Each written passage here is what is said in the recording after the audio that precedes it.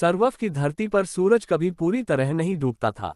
आकाश में हमेशा एक हल्की सुनहरी चमक रहती थी, मानो सूरज और अंधेरे के बीच कोई अनकहा समझौता हो। लेकिन उस रात जब आद्या अपने गांव की ओर लौट रही थी, आकाश असामान्य रूप से काला था। हवा में एक ठंडी सिहरन थी और पेड़ों की पत्तियां चुप थीं, जैसे किसी अनहोनी की प्रतीक्षा में। आद्या के कदम तेज थे। उसकी पीठ पर एक पुरानी तलवार लटक रही थी, जो उसके पिता की थी। वह सिर्फ 17 साल की थी, लेकिन उसके गांव सूर्यपुर में उसे एक योद्धा के रूप में जाना जाता था। उसने अपने छोटे भाई आरव को वादा किया था कि वह सूर्यास्त से पहले लौट आएगी। लेकिन जंगल में शिकार के पीछे भागते हुए वह समय भूल गई थी। जैसे ही वह गांव के पास पहुंची, उसे कुछ गलत होने का आभास हुआ।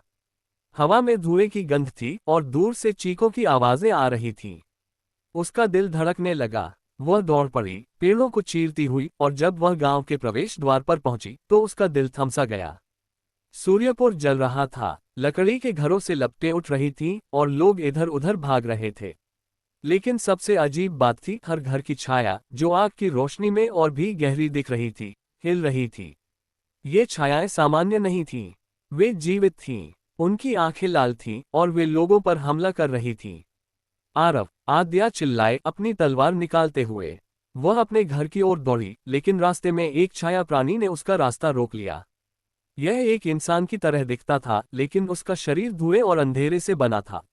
उसकी आंखें लाल चमक रही थीं और उसने आद्या की ओर एक भयानक मुस्कान फेंकी। छाया प्राणी ने जवाब नहीं दिया। उसने अपनी बाहें फैलाईं और उसकी छाया और भी बड़ी हो गई, जैसे वह आद्या को निगल लेना चाहता हो।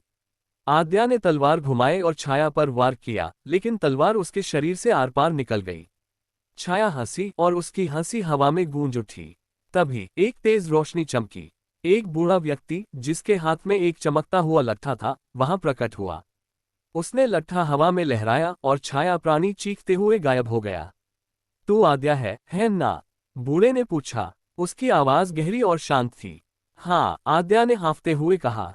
आप कौन है? और ये क्या था? मेरा नाम विराट है, उसने कहा।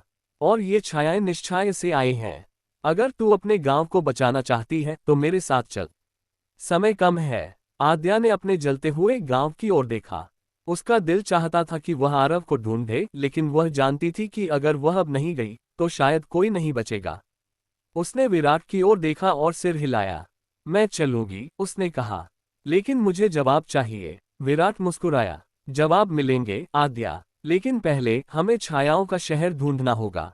यहाँ से कहानी निश्छाय की ओर आद्या की यात्रा शुरू होती है, जहाँ वह माया और अन्य पात्रों से मिलती है। यदि आप चाहें तो मैं इस हिस्से को विस्तार दे सकता हूँ।